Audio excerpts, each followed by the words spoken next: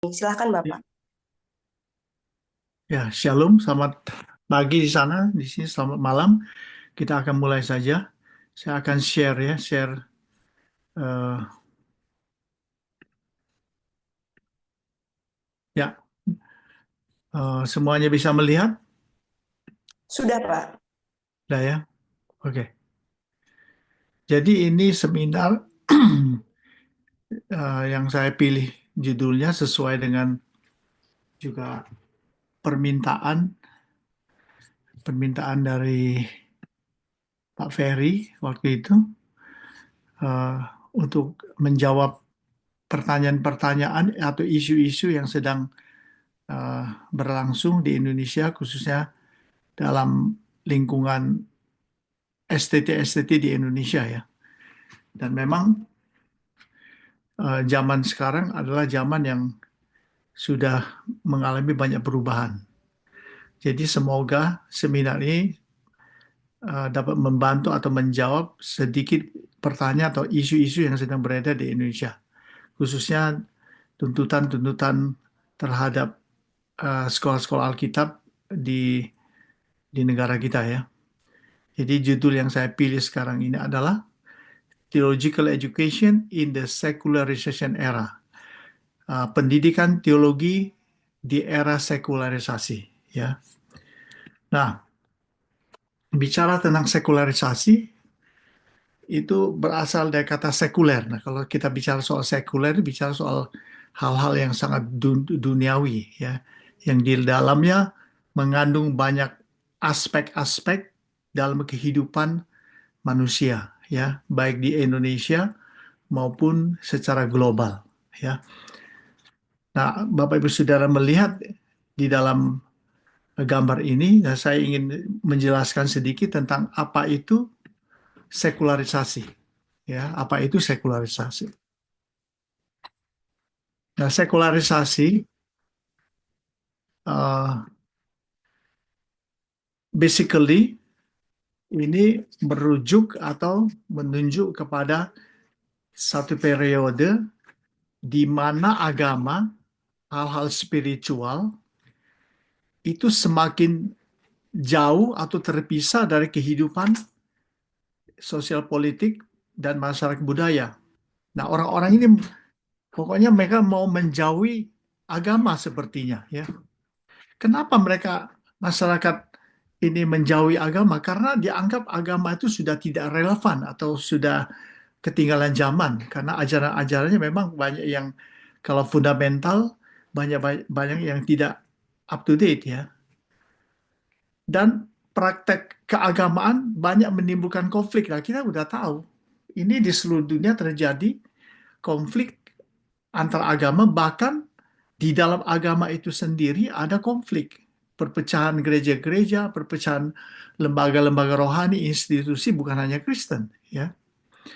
Kemudian terjadi skandal dalam agama. Nah, Anda tahu bagaimana skandal keuangan, skandal apa itu skandal seksual, sexuality, ada radikalisme lagi. Nah, ini Bapak Ibu sudah tahu kan apa maksudnya radikalisme? Kalau dulu di Irlandia Utara sama Irlandia Barat itu dua negara saling bertikai antara kekristenan, satu Kristen, agama Kristen, satu Katolik. Nah, itu terjadi perang. Nah, kemudian berakhir itu terjadi pada tahun 80-an. Kemudian juga dalam ajaran agama itu bukan hanya radikal konflik, konfliknya itu di antara gereja-gereja dan umat Kristen. Ada yang aliran yang sangat fundamental, reform, kemudian metodis, karismatik, dan lain-lain. Gitu ya. Nah, ini juga ada konfliknya. Sehingga masyarakat itu melihat, waduh ini katanya agama atau kekristenan membawa hal-hal yang positif, membawa ajaran-ajaran untuk keselamatan. Tapi kenapa kok justru di dalam kekristenan itu sendiri, saya ambil kekristenan terjadi konflik gitu loh. Nah ini dia. Kan itu merupakan sebuah dilema. Harusnya satu agama itu mengajarkan kebaikan, saling mengasihi, damai, tapi justru di dalamnya terjadi konflik. Ya. Nah, sehingga proses ini akhirnya eh, pengaruh agama di dalam aspek kehidupan publik, pemerintah, pendidikan, budaya itu sudah berkurang. Nah, diganti oleh sekularisasi ini tadi, yaitu hal-hal ilmiah, hal-hal rasional. Orang ingin berpikir realitas, realitas, dan eh, tidak ada, pokoknya yang positif, yang realitas, sehingga menjauhi konflik ya. Nah, sebetulnya era sekularisasi ini sudah terjadi abad ke-17 dan 18 ya, waktu pencerahan, ya kan? Karena di situ lebih mementingkan akal sehat, ilmu pengetahuan, dan lain-lain ya. Nah, walaupun eh, sekularisasi ini lebih menonjol di negara-negara barat dalam kemajuan ilmu pengetahuan di beberapa tempat, namun memang terus tetap harus diakui bahwa agama itu tetap berpengaruh, apalagi yang kita sebut agama misioner. Ada dua agama misioner ini, agama Kristen dan agama Islam. Itu disebut agama misioner. Yang disebut agama misioner, agama yang modus operandinya selalu mengembangkan kepercayaannya untuk menarik pengikut. Nah, itu misioner namanya, ya. Tetapi ke dalam kekristenan lebih unik. Dia bukan hanya berkembang maju karena keturunan, faktor keturunan, kelahiran dalam keluarga Kristen, tetapi juga mengembangkannya secara eh, secara atau mencari pengikut pengikut baru. Ya, kalau di dalam Islam itu perkembangannya kebanyakan biologis, kebanyakan melalui keturunan. Ya, ada juga yang baru, orang-orang baru yang masuk ke dalam lingkungan itu. Ya, jadi saya kasih kesimpulan ini saja. Kesimpulannya ini kita lihat di abad reformasi, ya. Agama dengan kehidupan masyarakat sangat dekat sekali. Makanya ada negara agama, ya kan, negara ada negara Katolik, ya kan, karena sangat dekat sekali agama dengan kehidupan masyarakat. Begitu muncul lagi abad pencerahan, abad 17-20, ini iman itu diganti dengan ilmu. Sedangkan waktu zaman abad reformasi, back to the Bible, kembali kepada Alkitab, iman tanpa ada ilmu, hanya iman saja. Makanya kan ada istilah hanya oleh iman, hanya oleh anugerah, hanya oleh Kristus, hanya oleh iman. Sedangkan di abad pencerahan, abad ke-17 sampai abad 20, ini iman uh, hanya oleh iman dan hanya oleh ilmu. Jadi iman itu boleh dibilang diganti dengan ilmu. Jadi hanya oleh ilmu. Ya, ini lahirnya liberalisme pada waktu itu. Ilmu pengetahuan muncul sehingga ahli-ahli itu kemudian menciptakan semua termasuk senjata-senjata, kan diciptakan kapal-kapal api, pesawat dan lain-lain. Itu dia dimulai dari abad pencerahan, penemuan obat-obatan yang baru, sehingga orang bilang, loh, coba ini, coba di dipraktekkan. Sekarang kamu sakit katanya. Ya, kamu berdoa. Waktu berdoa dia tidak sembuh. Nah, sekarang coba makan obat ini. Tiba-tiba dia sembuh. Maka iman diganti dengan ilmu. Tetapi negatifnya, karena negara-negara Eropa pada waktu itu sudah bisa menciptakan senjata-senjata, lalu kemudian mereka berekspansi, memperluas pengaruhnya karena sudah bisa membuat kapal-kapal api, kapal-kapal layar, sehingga membuat senjata akhirnya menjajah negara orang, ya kan, menjajah negara orang, ya kan. Disitulah terjadi konflik dengan negara-negara, penemuan-penemuan dengan benua-benua baru, akhirnya terjadi konflik, akhirnya perang. Perang dunia satu, dunia kedua, sama-sama hancur kan, Eropa hancur. Ya.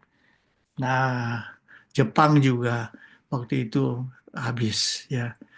Nah, jadi orang agak ini, agak trauma. Waduh, di zaman pencerahan malah zaman ilmu pengetahuan malah melahirkan peperangan, kehancuran dalam perang dunia kedua, pertama kedua. Memang kemajuan teknologi, ilmu pengetahuan membawa dampak positif dan negatif, ya kan? Positifnya obat-obatan diketemukan, orang bisa membuat apa itu peralatan-peralatan yang modern untuk kehidupan sehari-hari. Tetapi orang juga buat, dan secara negatif orang buat senjata. Senjata itu akhirnya untuk saling menguasai siapa yang kuat. Orang mulai masyarakat ini mulai takut, mulai sudah mulai apa paranoid dengan dengan iman dengan ilmu.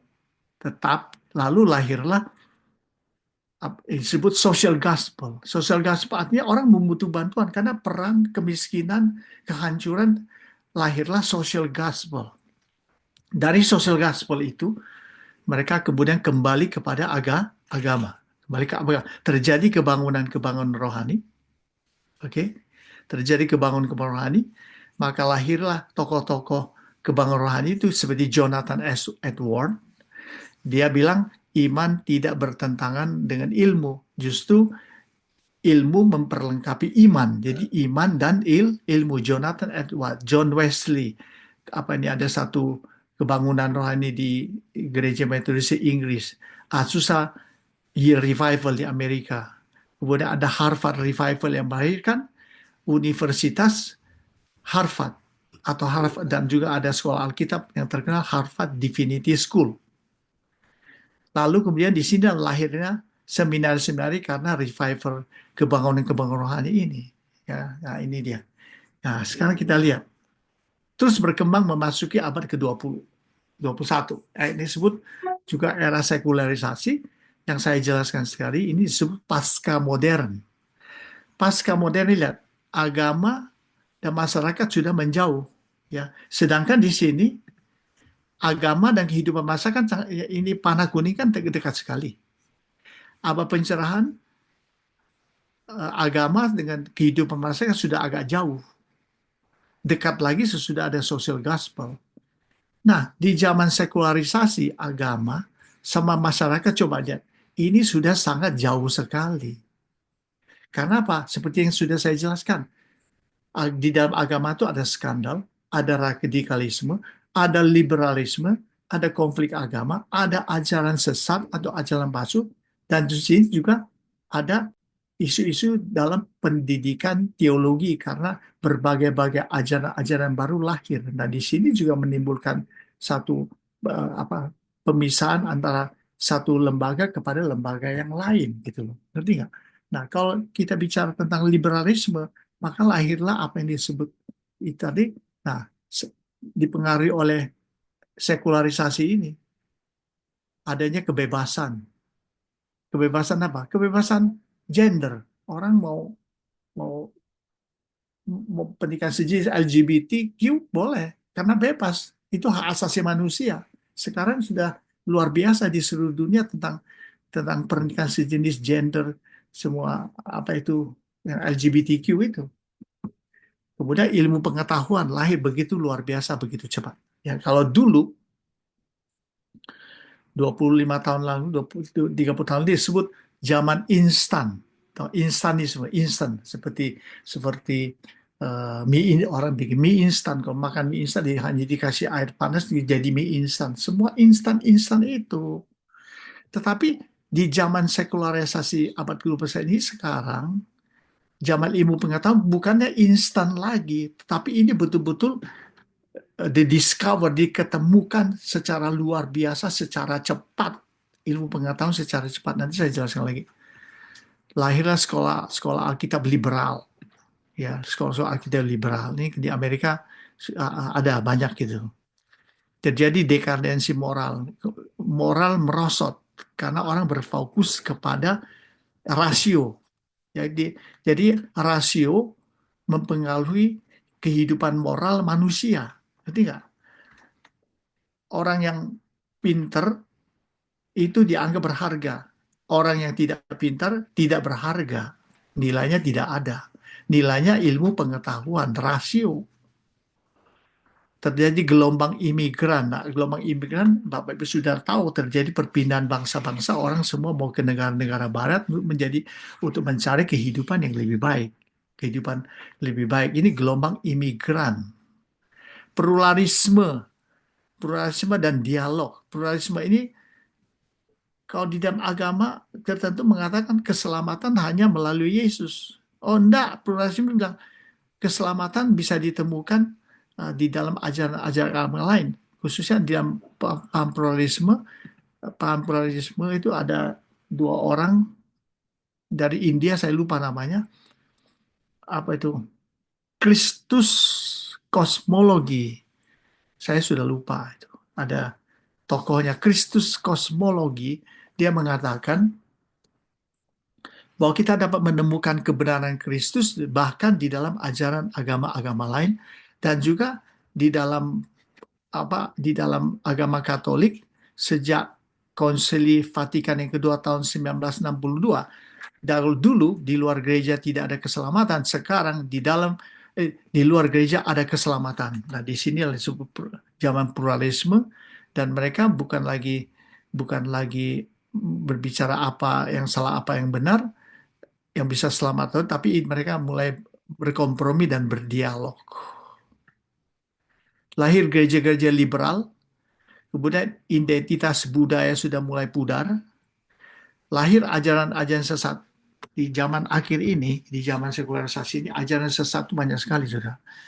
Itu kalau di dalam gerakan spiritual karismatik, Bapak Ibu sudah lihat di media sosial, di gerakan-gerakan karismatik di Afrika, waduh itu ajaran-ajaran yang aneh-aneh, penyesatan begitu banyak sekali. Ya, begitu banyak sekali. Nah, sekarang kita lihat. Saya simpulkan. Nah, zaman sekularisasi ini, ya Anda lihat di tengah ini, percepatan teknologi, ada robot, drone, dan lain-lain. Terus ini percepatan teknologi, percepatan segala sesuatu yang saya sebut speed up, atau speed up. Itu adalah eh, perkembangan-perkembangan yang begitu luar biasa cepatnya, tetapi bukan instan. Ya, ini bukan instan.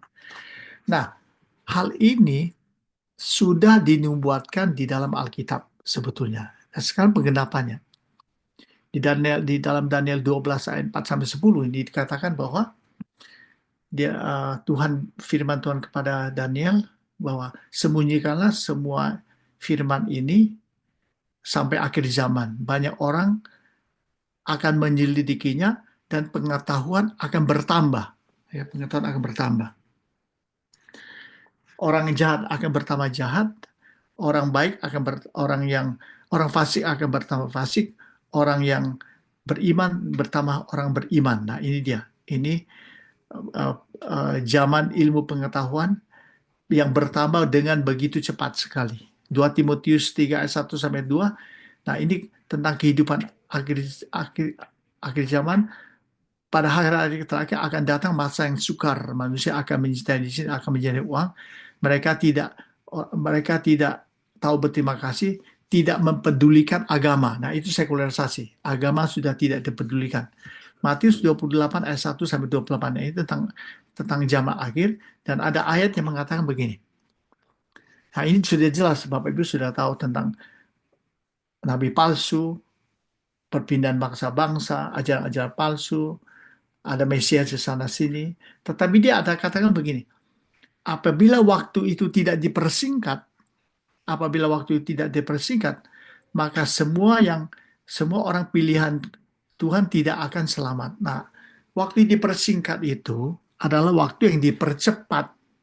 Semua cepat, pengetahuan berkembang dengan cepat. Eh, Pokoknya, nah itu sebabnya di sini nubuat tentang percepatan teknologi dari Daniel pasal 12 dengan Matius pasal 24. Bapak Ibu Saudara bisa lihat, sekarang kita bisa bertemu seminar melalui Zoom, cepat kan? Kemudian ada robot, ya kan? Ada drone, mau pergi ambil eh, eh, gambar-gambar foto-foto presiden pakai drone aja, tidak usah pergi begitu cepat. Ada yang disebut autopilot. Mobil bisa jalan sendiri, tidak perlu manusia. Robot bisa bicara, tidak perlu manusia. Robot bisa melayani, robot bisa melahirkan, robot bisa melakukan banyak hal. Manusia sudah tidak perlu. Nah, ini sebetulnya lalu kemudian sudah dinubuatkan di dalam Lukas pasal 19 ayat 39 sampai 30. Dia katakan begini, ahli Taurat orang Farisi melihat anak-anak itu ramai karena mereka memuji-muji Tuhan.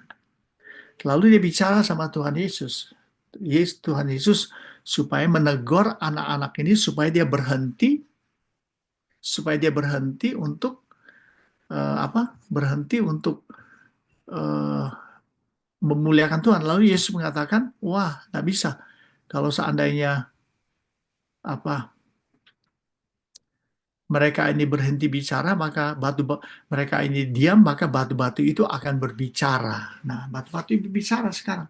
Sekarang kita bisa lihat bahwa secara teknologi maju, batu-batu sudah berbicara, robot berbicara, drone bisa berkarya, Zoom, ada autopilot, ada ada ada ada ChatGPT, ada Meta AI, ada DeepSeek. Nah, Anda semua kalau Anda bertanya kepada Meta AI ini semua bisa dijawab.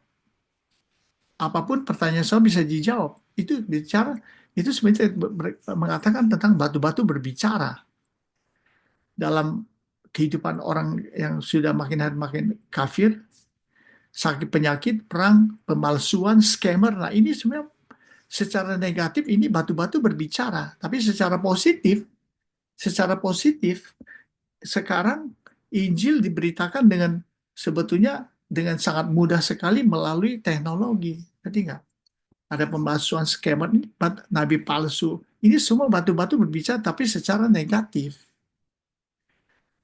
Nah, ada satu lagi yang masalah bahwa sebenarnya Yesus mengatakan karena teknologi sudah maju, maka Injil dan debat dapat diberitakan. Nah, sekarang orang mau menginjili ke hutan-hutan, ada orang-orang suku, orang-orang hutan, kirim aja robot yang di, di, diprogramkan.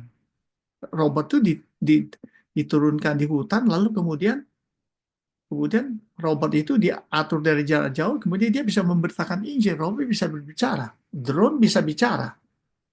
Jadi makanya Yesus bilang kalau anak-anak itu diam, maka batu-batu akan berbicara. Nah kalau batu-batu berbicara, Tuhan bilang, saya tidak butuh kamu. Saya tidak butuh kamu untuk melayani, memberitakan Injil, karena batu-batu bisa berbicara. Nah inilah namanya percepatan teknologi sampai karena percepatan itu terjadi pemalsuan, scammer, penipuan secara teknologi yang luar biasa. Nah, di sini disebut nabi palsu. Nabi-nabi palsu itu membuat pemalsuan, scam, fraud, dan lain-lain. Dan sebagainya. Dan kemudian di zaman sekularisasi ini juga terjadi banyak orang mengalami mental illness. Orang banyak sakit kejiwaan. Kira-kira 1 dari 85 orang di dalam dunia ini mengalami sakit kejiwaan, sakit jiwa, mental illness, schizophrenia, post traumatic syndrome disorder, anxiety, kecemasan, insecurity, tidak aman, pikiran bunuh diri, depresi, LGBT, kebebasan, abortion, ini semuanya ada hubungannya sama mental illness, sakit jiwa, sakit jiwa. Contoh insecurity, merasa tidak aman. Ada banyak gereja-gereja pendeta-pendetanya tidak aman. Tidak aman kalau jemaahnya diambil orang. Tidak merasa aman kalau oleh sebab itu dia membuat program-program supaya supaya jemaat orang bisa pindah. Itu karena insecurity, karena tidak merasa aman. Nah, ini zaman security. Nah, Di sini gambar jauhkan diri dari agama, ini sekularisasi. Nah, sekarang pendidikan teologi ini, pendidikan teologi ini pendekatannya bagaimana? Pendekat karena pengetahuan sudah berkembang dan maju sekali, maka apa yang terjadi? Tuntutan kualitas pendidikan teologi juga juga lebih lebih banyak lagi, banyak yang dituntut supaya STT itu dapat lebih hebat, lebih baik dan ada tuntutan akreditasi dan lain-lain. Nah, sekarang banyak STT-STT di Indonesia juga belum diakreditasi sehingga mereka merasa mungkin mereka minder. Wah, katanya belum diakreditasi dan lain-lain. Nah, itu bagaimana? Karena itu adalah zaman sekularisasi di mana nah ini di sini ada firman Tuhan dari Lukas 19:30. Ini disebut mengadakan pendekatan untuk pendidikan teologi terhadap suasana sekularisasi ini adalah pendekatan batu-batu yang berteriak. Nanti saya akan jelaskan. Yang Lukas 19:39-40 dan Kisah Para Rasul 19 ayat 6 sampai 11. Ya. Lihat, apa maksudnya pendekatan teologi? Pendekatan teologi untuk batu-batu yang berteriak. Apa maksudnya? Nah, ini dari Lukas 19 ayat 39 sampai 40 tadi saya sudah katakan. Crying Stone Approach untuk sekolah-sekolah Alkitab untuk pendidikan teologi. Yes, Crying Stone Approach. Nah, ada satu buku yang ditulis oleh Stephen Koblik dengan judul Stone Cry Out, batu-batu berteriak. Ya, nah buku Stephen Koblik ini sebetulnya untuk memberikan jawaban terhadap suatu tekanan penganiayaan terhadap orang Yahudi di zaman Hitler. Sesuai dengan Matius 24 ayat 21 dan Wahyu 7 ayat 14. Nah, tekanan ini atau penganiayaan berat ini kalau di dalam Matius 24, 21, Wahyu 7, 14 dikatakan siksaan dahsyat atau Great Tribulation. Penganiayaan berat ini kan zaman akhir. Ya. Lalu penganiayaan berat ini diumpamakan sakit sakit waktu melahirkan. Itu namanya birth pains. Ya. Bahasa Yunani disebut megatlipsis. Jadi megatlipsis ini adalah penderitaan yang mega. Mega tuh megamol, kan besar. Kalau penderitaannya mega berarti penderitaannya sangat besar, dahsyat sekali. Nah, jadi kita perlu menafsirkan dengan benar. Ya. Namun tekanan penganiayaan yang berat di zaman sekularisasi ini bukan hanya penganiayaan terhadap orang Kristen, itu yang disebut megatrisis atau siksaan berat. Tetapi penganiayaan berat di zaman sekularisasi itu juga bisa ditafsirkan berupa tantangan dari kemajuan pengetahuan yang begitu cepat yang mempengaruhi kehidupan kekristenan. Itu juga semacam tekanan, semacam kalau tidak disadari itu adalah semacam penganiayaan besar terhadap kekristenan. Nah, sekarang orang sudah berpikir rasio, liberalisme itu muncul. Tahu liberalisme kan? Liberal, teologi liberal. Ya. Manusia itu lahir bukan tidak berdosa. Yang berdosa itu lingkungannya. Kalau lingkungannya itu diperbaiki, maka dosa tidak ada. Jadi menggunakan rasio. Ngerti nggak? Nah, sekarang rasio-rasio karena bukti kemajuan pengetahuan, orang semua berpikir berpikir yang sudah berpikir rasio.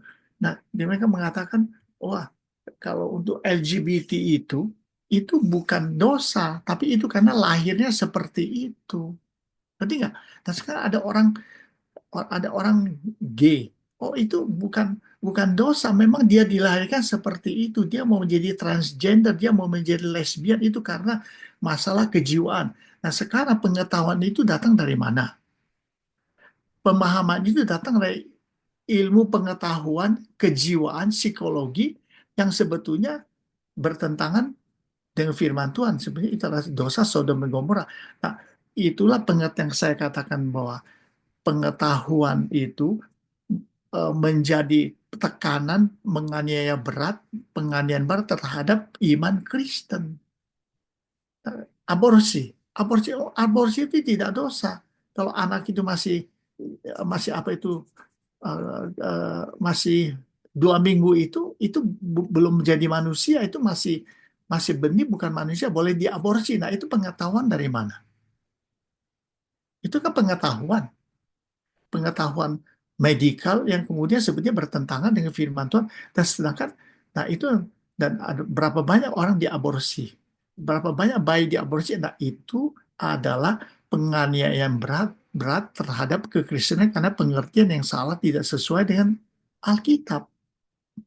Jelas nggak?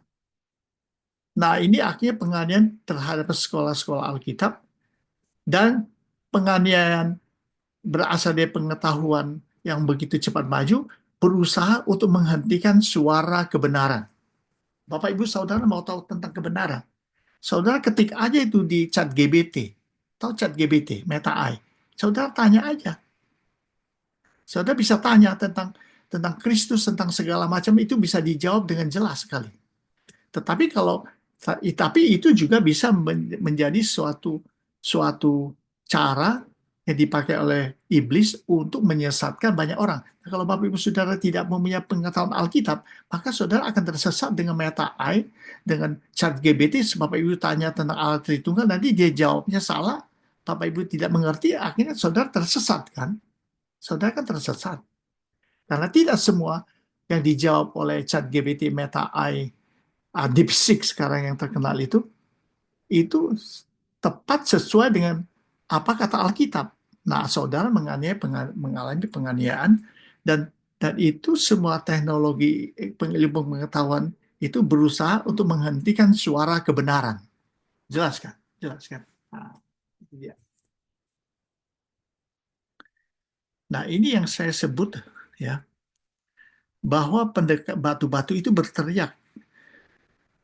Ada semacam cry out terhadap situasi sekularisasi, kondisi zaman ini. Ada semacam tangisannya dari dalam, seperti Yesus katakan, batu-batu itu berteriak. Nah, ini sebab itu kita mesti memahami arti batu-batu ini berteriak dari Lukas 19:39-40, crying stone approach, crying stone, baru kita bisa mengerti bagaimana pendekatan yang disebut batu-batu berteriak untuk pendidikan teologi di era sekularisasi. Ya, kita lanjutkan. Nah, ini ya, saya saya sudah jelaskan ini tadi, ya, crying stone approach. Stone cry out, great tribulation. Jadi stone cry out ini menghadapi penganiayaan besar. Karena penganiayaan besar, maka ini batu-batu berteriak karena teknologi penyesatan antikris, ilmu pengetahuan. Nah, sikap kita sebagai orang Kristen, ke orang Kristen dulu, dan orang bagaimana sekolah kitab. Jangan menyerah atau menjadi tawar hati dengan perubahan dan tuntutan zaman yang begitu radikal, tetapi terus mentaati panggilan dari pendidikan teologi di tengah-tengah tantangan dunia yang berkembang dan yang maju begitu cepat, untuk tetap dalam pendidikan teologi, untuk tetap dalam pendidikan. Karena itulah, kalau itu Bapak Ibu sudah dipanggil di situ untuk untuk uh, untuk menempuh pengetahuan Alkitab, untuk menjalankan pendidikan itu, tetap tetap tetap mentaati panggilan itu tadi, mentaati panggilan pendidikan teologi. Ya.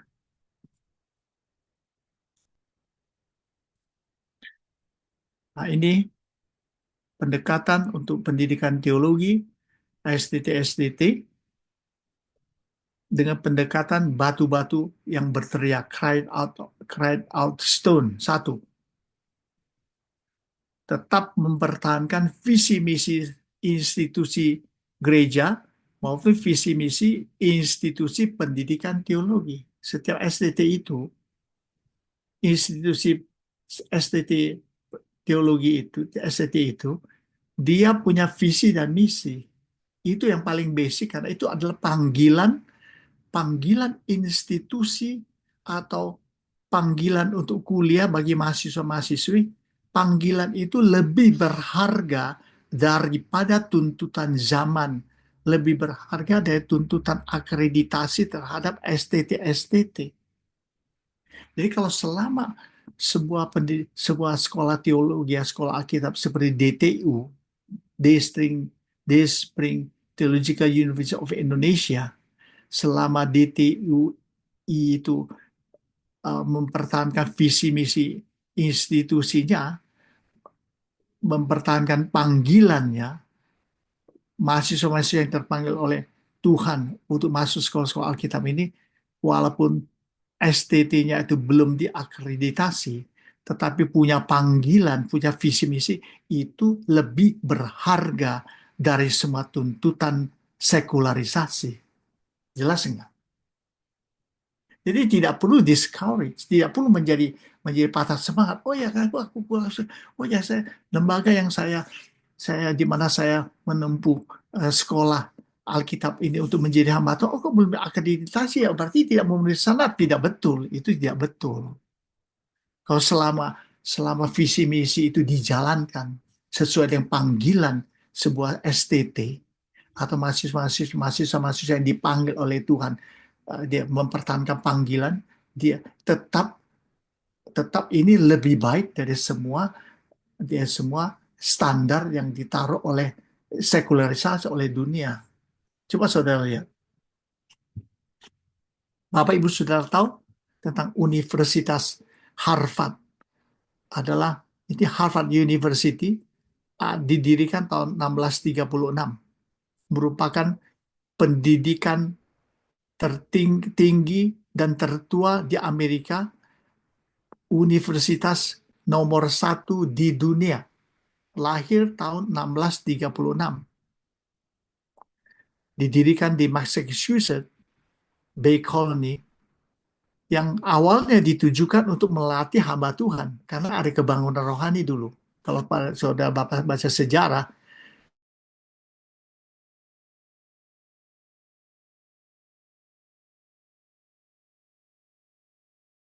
49,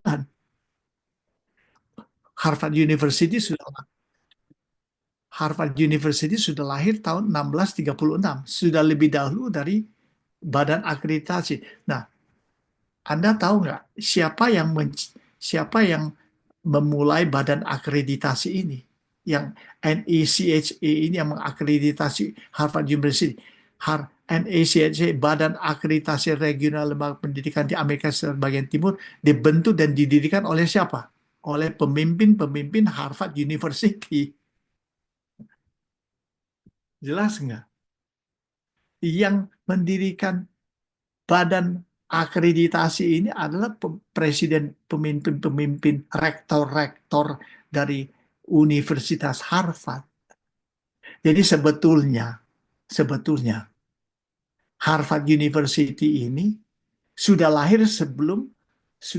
lebih dulu sebelum badan akreditasi Amerika ini lahir. Saya mau tanya, badan akreditasi di Indonesia atau dimanapun di Filipina ada XITS segala macam, yang lahir duluan, siapa yang duluan lahir? Badan akreditasinya lebih duluan lahir atau STT-nya lebih duluan lahir? Siapa yang lebih duluan lahir? STT Jakarta atau Ban PT atau Dikti? Siapa? STT Jakarta yang lahir duluan. Jelas nggak?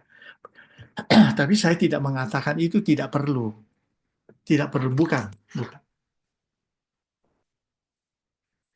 Saya ingin mengatakan pada Bapak Ibu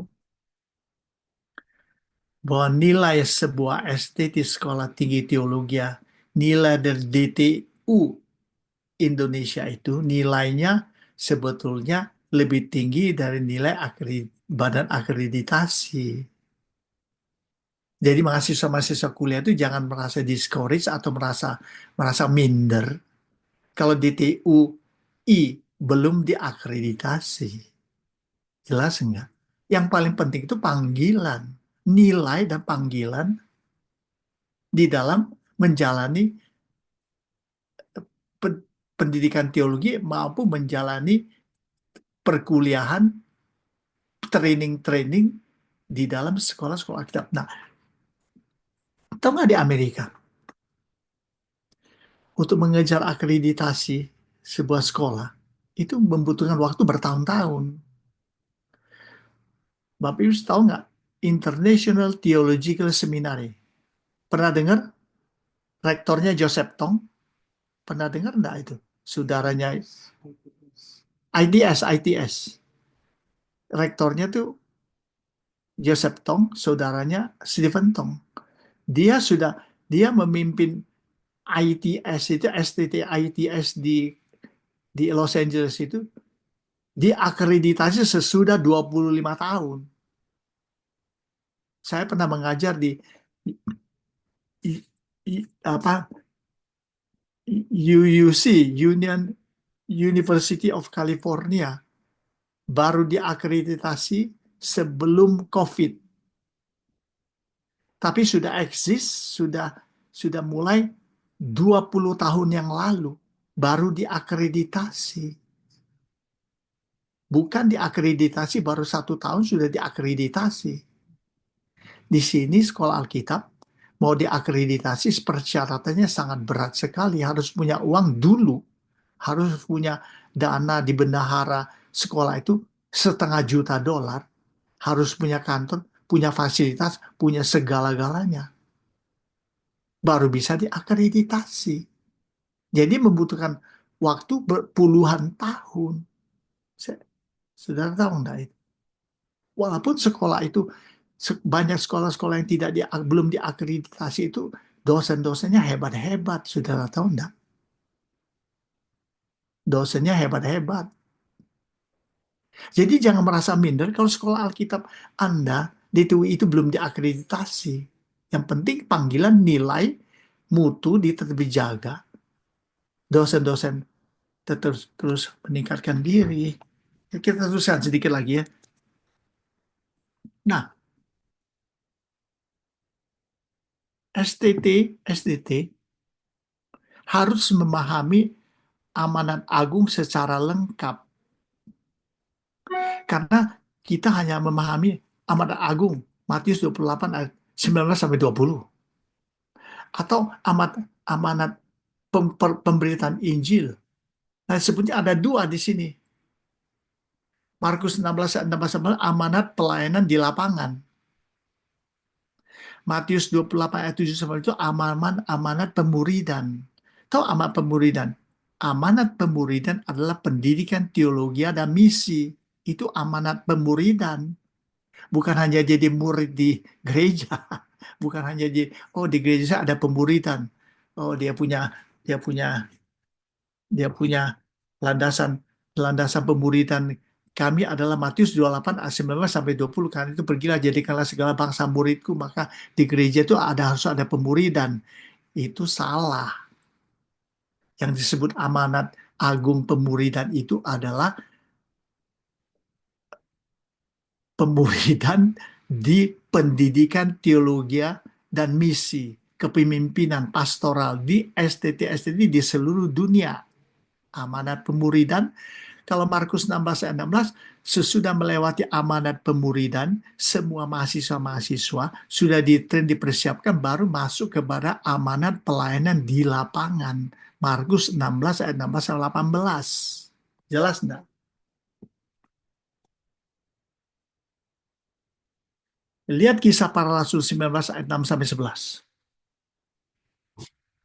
Ini yang saya kasih highlight biru nih, karena itu Paulus meninggalkan mereka dan memisahkan murid-muridnya dari mereka, dan setiap hari berbicara di mana? Di ruang kuliah Tiranus. Sesudah Paulus melaksanakan amanat penginjilan pelayanan, dia melaksanakan amanat pemuridan mengajar jadi dosen di sekolah Alkitab Tiranus. Jadi dua ini harus seimbang, tidak bisa dipisahkan. Lihat, ada beberapa hal dilakukan oleh Paulus, kisah para Rasul 19 Satu, penginjilan. Itu penginjilan lokal kepada orang-orang Kristen, kepada orang-orang yang ada di diaspora. Dari diaspora sesudah penginjilan melahirkan pendidikan teologi, Tiranus. Ini Tiranus. Dari pendidikan teologi, jangkauannya lebih luas. Seluruh Asia, lihat nggak?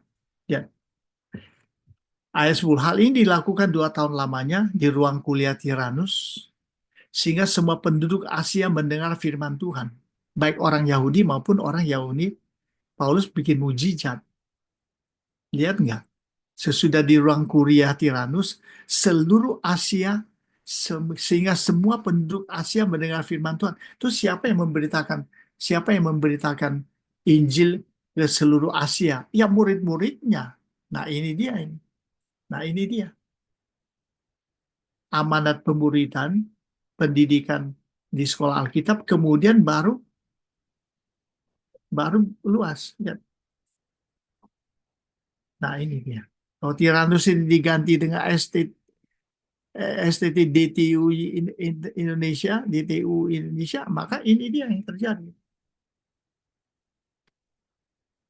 Sesudah pendidikan teologi di Tiranus dilakukan, dia mencapai global, mencapai Asia, memperluas jangkauan. Saudara ingat baik-baik ini. Ya, ingat baik-baik ini ya. Oke. Tiga, STT harus menggunakan alat-alat lain yang sekularis, kontekstual, agar kurikulumnya relevan dengan kondisi zaman yang dihadapi. Memang semua sekolah-sekolah Alkitab di seluruh dunia, kurikulumnya tradisional.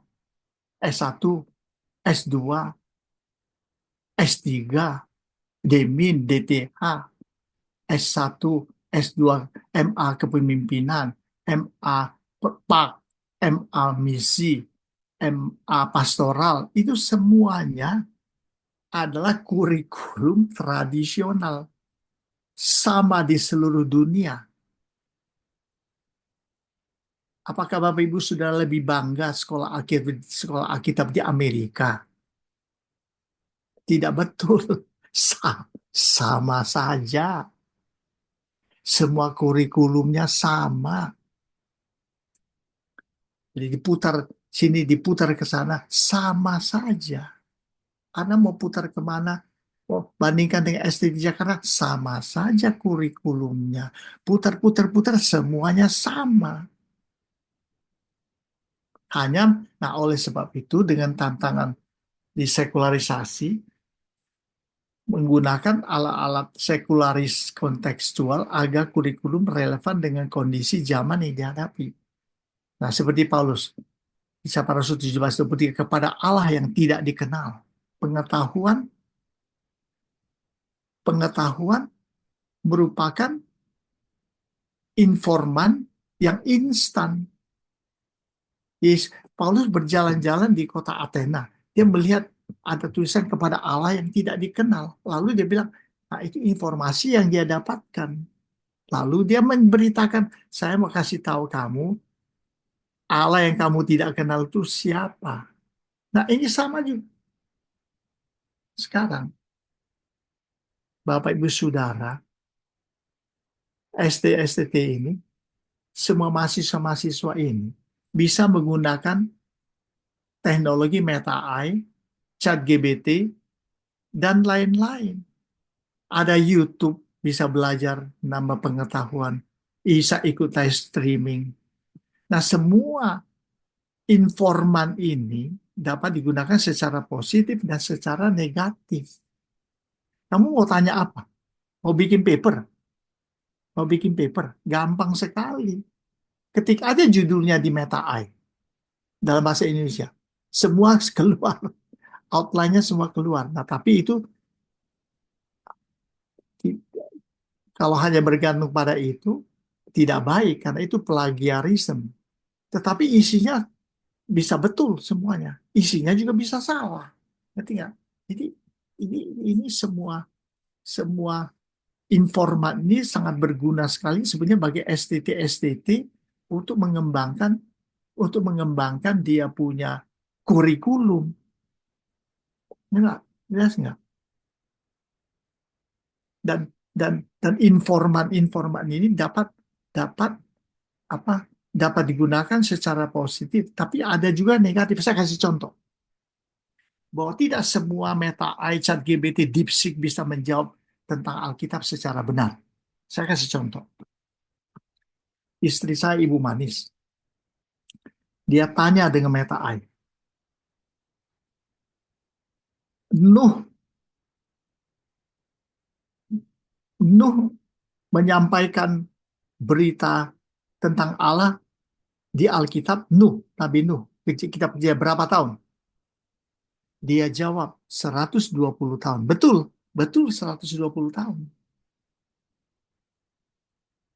Kalau Nabi Yunus, dia menyampaikan berita Injil eh, berapa lama di Niniwe apa? Berapa berapa berapa lama? Dia bilang 40 hari. Lalu Ibu Manis mengatakan, oh itu tidak betul. Dijawab lagi di Meta AI Chat GPT. Oh tidak betul. Itu sebenarnya cuma 3 hari. Lalu dijawab sama Meta AI. Oh ya betul. Oh iya gitu ya. Betul. Betul. 3 hari. Bukan 40 hari. Jadi ini bisa digunakan untuk apa? Untuk mengembangkan eh, pelayanan maupun sekolah Alkitab. Ini sebetulnya teknologi ilmu pengetahuan di zaman sekularisasi. Saya tanya di Meta AI, Chat GPT, OpenAI. Saya bilang, who is Dr. Makmur Halim? Saya klik, keluar semua, dia tahu semua hidup saya. Coba bayangkan. Ah, yang berbahaya nanti kalau dia tanya, kalau program DeepSeek, program ini dia bisa masuk ke semua rahasia-rahasia hidup kita. Sampai dia bisa, umpamanya saatnya dia sudah bisa memasuk ke memasuk ke online banking, dia bisa masuk berbahaya. Dia cuma tanya, dia cuma tanya ini apa? Siapakah Markus Suwawa? Rekeningnya nomor berapa? Tahu semua dia masuk ke rekening BCA-nya dia tahu uangnya habis. Nah ini dia. Jadi semua ini harus digunakan secara positif untuk membantu pengembangan STT-STT di seluruh dunia. Teruskan, dikit lagi. Nah, ini dia. Ini merupakan satu teori kontekstualisasi dari Dr. Dean S. Gilliland. Ini pernah jadi misionari 25 tahun di Afrika. Kemudian jadi dosen di Fuller Seminari, dosen saya ini sudah meninggal. Kena kanker, meninggal. Dia punya teori kontekstualisasi luar biasa. Di gambar ini ada bulatan ini adalah kebenaran. Dunia ini bentuknya segitiga. Nah, bentuk bulat sama segitiga mana bisa ketemu? Kan nggak bisa. Lalu diciptakan berita pendekatannya. Nah, berita pendekatannya, nah ini bentuknya lahir dari bulatan ini, pendekatannya hampir segitiga, tapi bukan segitiga. Jelas nggak? Jadi dunia ini bentuknya segitiga, tapi dia mendekati hampir mirip segitiga, tapi bukan segitiga karena di dalamnya ada kebenaran. Jadi tidak ada kompromi. Sama dengan di situ. Dunia, nah ini dunia bentuk segi empat, Di dalam ini ada bulatan, ini kebenaran. Kurikulumnya di sini. Bentuknya mirip segi empat, tetapi bukan segi empat. Dari kurikulum itu, kurikulum ini yang dibuat oleh SD harus tetap berdasarkan kebenaran Alkitab. Sehingga tidak kompromi dengan dunia. Jelas nggak? Nah, sekarang bagaimana dengan dosen? Dunianya segi empat. Kebenarannya bulat. Ajarannya mirip segi empat. Tapi dosennya, ajarannya mirip segi empat, sedangkan dosennya mirip kebenaran bulatan di tengah ini. Jadi dosen yang mengajarkan kurikulum, dasarnya tetap adalah kebenaran, dan beradaptasi dengan kondisi dunia untuk mengajari mahasiswa supaya mahasiswanya dapat mengerti dunianya, dunia lingkungannya, dan dapat membawa pelayanan seperti dunia tetapi tidak kompromi. Nah, coba lihat ini. Tuhan bisa memakai dunia, memakai apapun untuk memperkenalkan Injil. Jadi, kalau begitu kita bisa menggunakan ilmu pengetahuan, teori-teori dunia, kondisi-kondisi dunia untuk memberitakan, untuk untuk menjalankan STT atau untuk menjadi dosen, untuk menciptakan kurikulum, untuk menjadi dosen yang kontekstual. Ini keledai. Keledai bisa dipakai Tuhan, kan? Keledai ini bisa dipakai Tuhan untuk menyampaikan kebenaran. Keledai itu bodoh, tapi di tangan Tuhan dia jadi pintar. Kalau keledai bodoh itu bisa taat kepada Tuhan, dia bisa melakukan apa saja. Anda dan saya itu bodoh, seperti keledai. Tapi karena taat kepada suara Tuhan, maka yang bodoh itu bisa berperan dengan baik, dengan luar biasa. Empat, pendidikan teologi harus menggunakan apa yang ada padamu. Ini tongkat di tangan Musa. Apa yang di tongkatmu? Apa yang di tanganmu? Tongkat. Lemparkan tongkat itu menjadi ular. Buatlah, pakailah tongkatmu untuk bikin mujizat. Ada 10 mujizat yang dibuat, 10 tulah. Dan dia punya juru bicara juga namanya Harun. Pendidikan teologi STT harus menggunakan apa yang ada padamu untuk meningkatkannya, untuk memberi pelajaran kuliah kepada mahasiswa-mahasiswa dalam mengembangkan talenta-talenta, karunia-karunia yang mereka miliki, kemampuan yang ada, pengetahuan Alkitab. Itu tongkat di tanganmu. Kalau disimpulkan, STT di seluruh dunia bukan hanya mengajar mahasiswa untuk bisa berbahasa roh. Ini kan ada STT mengajari mahasiswa itu berbahasa roh. Sedangkan bahasa roh itu tidak bisa diajar karena bahasa roh itu adalah karunia. Namanya karunia itu kan diterima, bukan dipelajari. Kalau talenta dipelajari. Karunia itu hanya terima dari Tuhan. Mujizat, karunia mujizat. Itu kan Tuhan yang nyembuhkan, bukan kamu. Kamu hanya tumbangkan doa dalam nama Yesus. Jadi STT di seluruh dunia bukan hanya mengajar mahasiswa bagaimana berbahasa roh atau buat mujizat atau eksorsisme. Tahu eksorsisme? Tahu nggak? Eksorsisme itu mengusir setan. Bukan hanya itu. STT itu ada STT di tahu tak tahu di mana mata kuliah tentang pelayanan pelepasan itu sangat dominan. Jadi mahasiswa sesudah lulus dari ST itu pikirannya bagaimana mengusir roh jahat. Sedangkan pelayanan itu lebih dari mengusir roh jahat. Semua orang yang diketemukan itu dianggap ada terlibat kuasa gelap harus diusir roh jahatnya. Ini akibat daripada sekolah yang menekankan exorcism. Jelas nggak? Nah, itu tidak boleh. Karena pelayanan itu luas sekali, bukan hanya untuk mengusir roh jahat. Ada pastoral, ada konseling, ada pendewasaan iman, ada pembinaan untuk pendewasaan pelayanan, dan lain-lain. Walaupun eksorsisme perlu. Kalau melayani di daerah-daerah yang banyak orang terlibat kuasa gelap. Kalau di Amerika jarang kita lihat orang yang kerasukan, karena di sini tidak jarang orang pergi ke dukun, tidak ada orang ke dukun, karena ke dokter.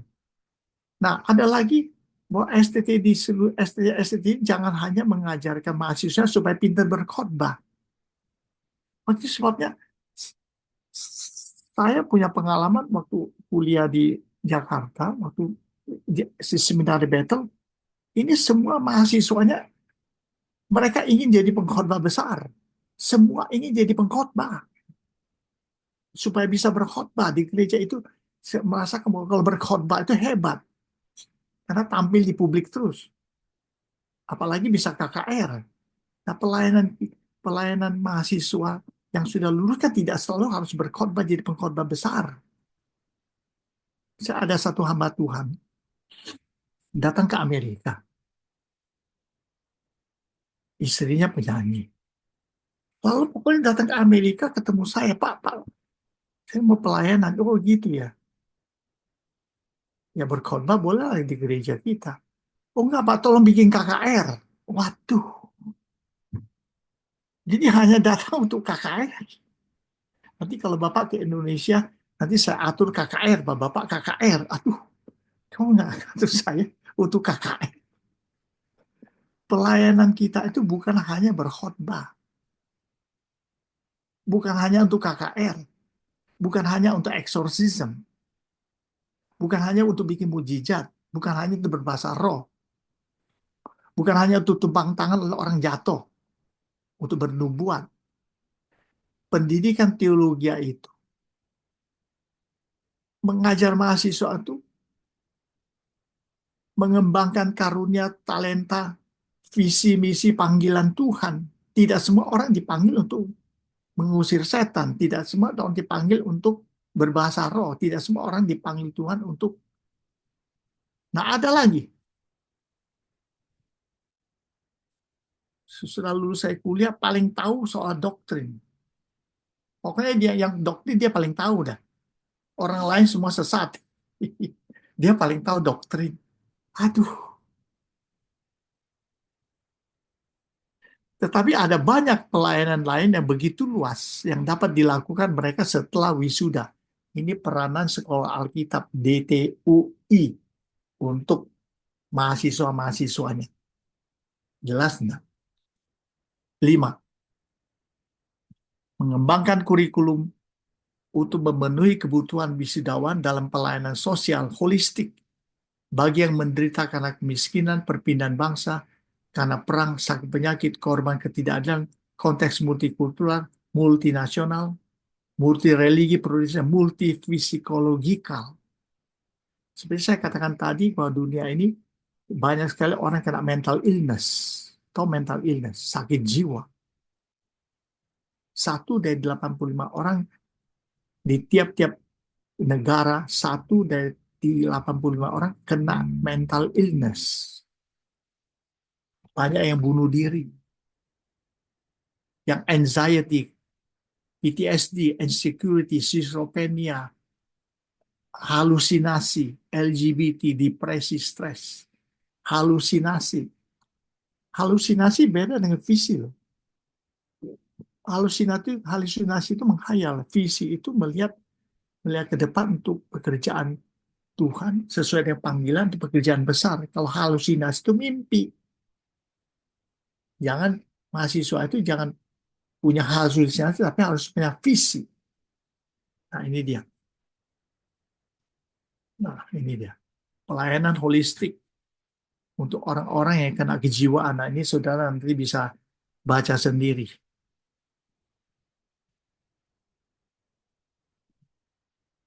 Nah ini, kejiwaan. Salah satu contoh. Raja Daud yang pura-pura gila setelah ia takut kepada Raja Akis, Raja kota Gad, yang mengatakan bahwa Daud mengalahkan berlaksa-laksa, lalu ia lari dan berkumpul dengan orang-orang stres, dikejar hutang piutang, orang-orang sakit hati, kira-kira 400 orang. Nah ini dia, pelayanan Daud. Dia bilang di kitab Mazmur, mengapa engkau tertekan hai jiwaku, berharaplah kepada Allah, sebab aku akan berharap lagi kepadanya. Dan Daud ini dikejar-kejar Saul, dikejar-kejar musuh, dia stres, hampir sakit, ada kejiwaan. Dia mengapa engkau tertekan hai jiwaku, berharaplah kepada Allah, sebab aku akan berharap lagi kepadanya. Nah itu 2 Korintus juga bilang begitu. Kita dihibur dan menghibur mereka sehingga kita dapat menghibur mereka yang berada dalam berbagai macam penderitaan dengan penghiburan yang kami terima sendiri dari Tuhan. Yohanes 14 ayat 1-14. Yesus menghibur Thomas Filipus karena anxiety, karena kegelisahan mereka. Maka Yohanes 14 ayat 1-2 mengatakan, janganlah gelisah hatimu. Dia ngomong sama Thomas dan Filipus. Percaya kepada Allah, percaya kepada aku, di rumah Bapa banyak tempat tinggal. Jadi jangan frustrasi, jangan gelisah, karena ada banyak ruangan di dalam kerajaan sorga, di dalam hati Tuhan sangat luas sekali untuk menampung kamu. Jadi jangan gelisah. Dia ngomong sama Thomas dan Filipus yang mengalami gejala-gejala anxiety. Yang terakhir,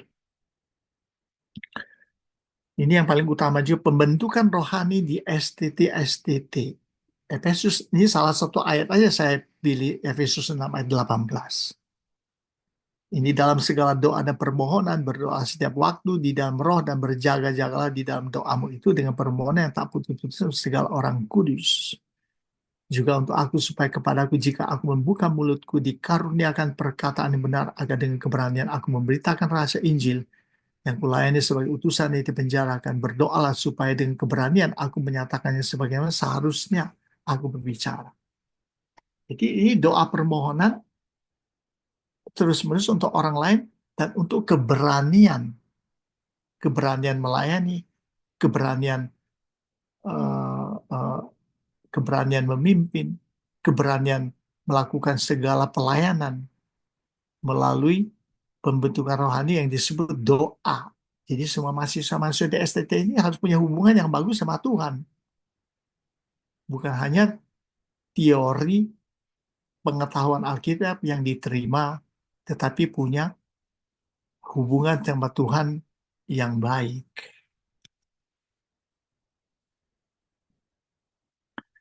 Kesimpulan, perkembangan pendidikan teologi harus sejalan dengan percepatan waktu.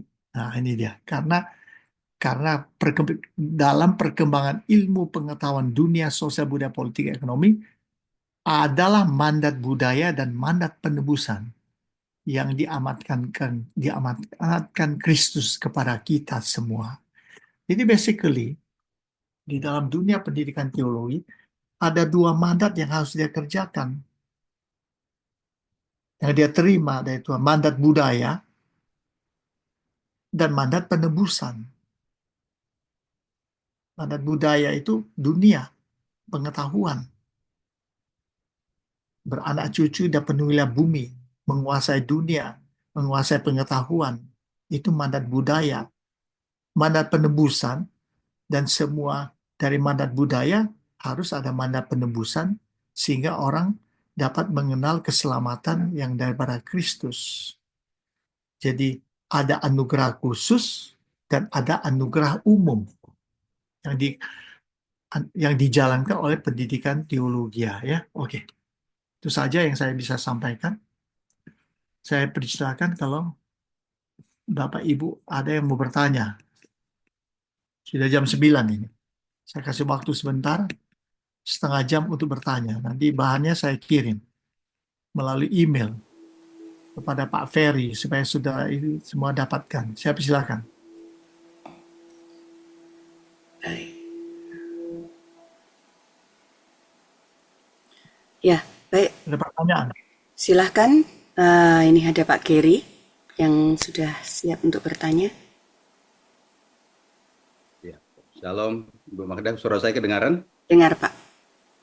Ya, Shalom Pak Alim. Ya, Ya, terima kasih untuk pemaparan Bapak yang memperkaya kami hari ini. Ya, sepertinya lebih banyak memang berbicara kepada DTU ini ya, untuk konsep bagaimana supaya kalau teologi mempersiapkan kita-kita dalam mandat, ya, mandat yang diterima dari Tuhan, mandat gereja dalam hal ini, yakni mandat budaya dan mandat penebusan. Ya, Eh, kalau kita melihat perkembangan gereja yang ada saat ini, khususnya di Indonesia, Pak ya, ya akhir-akhir ini memang tidak bisa dipungkiri, gereja itu lebih berfokus kepada mandat penebusan yang kita kenal dengan Great Commission, gitu. Ya, dan itu memang di mana-mana kita ya antara apa namanya urusan untuk spiritual itu memang dipisahkan betul dengan urusan apa namanya jasmani gitu. Jadi sekuler dan agama betul-betul itu dipisahkan. Ya, akhirnya ya baik gereja maupun sekolah-sekolah teologi itu memang hanya berfungsi sebagai lembaga agama, wah, lembaga kerohanian yang berfokus untuk kepada pembinaan kerohanian. Tetapi belajar mandat Alkitab. budaya ini dalam tanda kutip saya bilang ini dilupakan gitu. Ya sehingga eh, saat ini tidak bisa dipungkiri ya politik itu dianggap tabu ya bisnismen ya sekarang mulai inilah tetapi jujur memang sekolah-sekolah teologi tidak mempersiapkan orang untuk menggarap dunia itu gitu ya Hmm. sehingga apa yang terjadi yang seharusnya gereja hadir untuk mewarnai semuanya itu ya seperti yang ditekankan oleh khotbah daripada Tuhan Yesus di atas bukit di Matius pasal 5 bahwa kita dipanggil sebagai garam ya dan terang. Bukan dalam konteks hanya sekedar untuk lembaga agama saja tetapi dari semua tadi termasuk mandat budaya tadi yang Bapak jelaskan. Nah, jadi kondisi kita saat ini di Indonesia, Pak. Eh, apa namanya? Ya bukan rahasia bahwa baik dari segi pemerintahan, politik, ekonomi sangat nihil sekali gereja punya peran di sana, Pak. Gitu. Nah, apakah ini karena memang masalahnya tadi seperti yang tadi itu kita lebih fokus kepada gereja hanya sebagai institusi agama, ya tidak mau menyentuh ke mandat budaya atau dia sudah sentuh tetapi tidak ada keseriusan di sana untuk memikirkan itu. Sehingga generasi-generasi gereja dipersiapkan hanya untuk mengolah ya institusi agama tadi, gitu. Hmm. Betul itu. Jadi kebanyakan memang begitu. Jadi disebut ada satu teori misi, disebut teori misi gereja, disebut teori sentripetal. Teori Ya, sentripetal itu, tahu nggak ini obat nyamuk kalau di Indonesia, obat nyamuk ya, spiral. yang putar kan dibakar obat nyamuknya kan, Ya, ya putar putih dibakar lama-lama habis kan. Nah ya, itu namanya sentripetal. Sentripetal artinya berputarnya ke dalam. dalam ya. Habis ke Nah, dalam. habis Ya, ke dalam, eh, habis ke dalam ya habis. ya. Tidak. Oh ini coba saya inikan dulu ya supaya semua kelihatan. Bagaimana caranya? Jadi tidak keluar. Jadi hanya berputar-putar di dalam saja. Ngerti nggak? Startnya dari luar terakhir ke dalam, Pak. Nah, harusnya dia Dari misinya dalam supaya keluar. sentrifugal. Kalau sentrifugal dia putarnya keluar. Iya, Kan luas. Nah, itulah sebabnya keterlibatan di dalam eh, apa mandat mandat budaya sama mandat penebusan. bagusan. Jadi menjalankan secara fundamental, sangat fundamental dan tradisional. Ada satu penulis buku namanya Richard Niebuhr. Jadi dia punya paham adalah mengenai saya stop sharing aja dulu ya, stop sharing ya. Pastor sharing.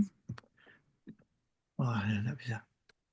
Yang disebut Richard Niebuhr, Christ Against Culture Possession. Jadi dunia itu eh, pokoknya sangat bertolak belakang sekali. Jadi kadang-kadang orang Kristen menjauhi dunia, jadi peranannya, nah, akibatnya pertumbuhan gerejanya berputar-putar hanya untuk menggemukkan diri sendiri, kan gitu kan? Ya. Dia menggemukkan diri sendiri, dia tidak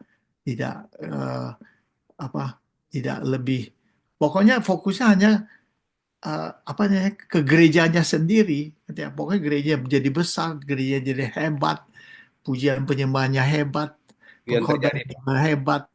Ya, Jadi hidupnya ya begitulah. Itu namanya sentripetal. Harusnya ada sentrifugal. Makanya ada banyak gereja-gereja itu tidak mendukung misi, hanya untuk lingkungan sendiri. Jadi ya secara otomatis tidak begitu dipelajari, tidak begitu dilakukan mandat budaya, ya, hanya mandat penebusan terus. ya, Akibatnya jadi ekstrim. Doktrinnya ekstrim, ajarannya ekstrim. Pokoknya ada yang ekstrim ke kanan atau ekstrim ke kiri. Nah Hmm. sekarang pertumbuhan gereja itu banyak sekali yang disebut eh, transfer growth. Tahu transfer growth?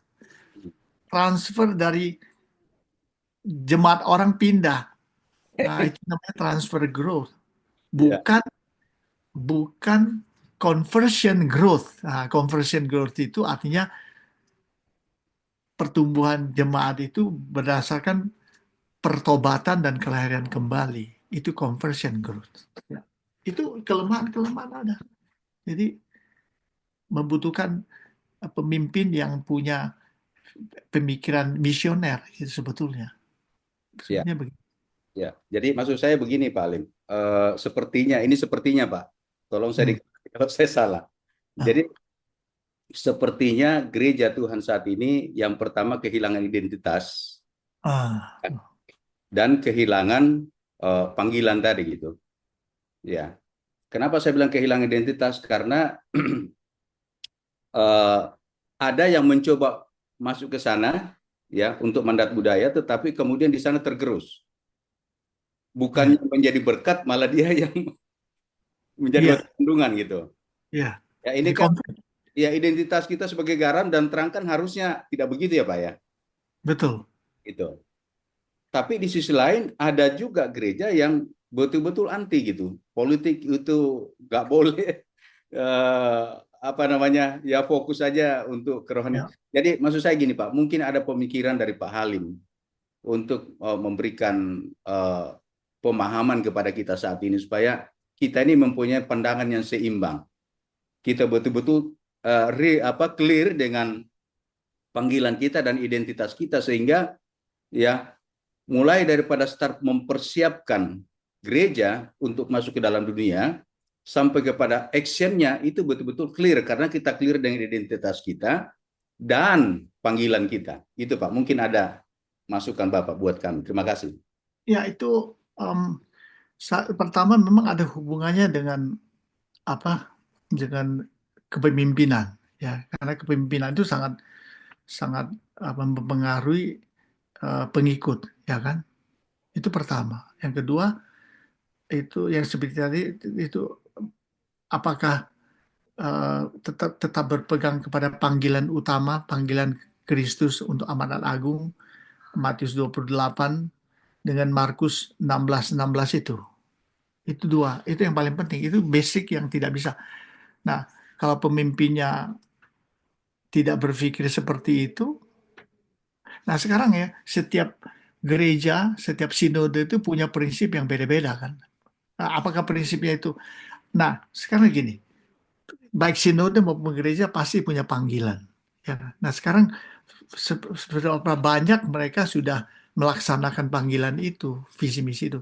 Dari sekolah Alkitabnya punya peranan. STT itu punya peranan untuk mendidik, kan yang keluar dari STT itu adalah nantinya akan jadi pemimpin-pemimpin gereja kan, entah jadi misionari, entah jadi dosen.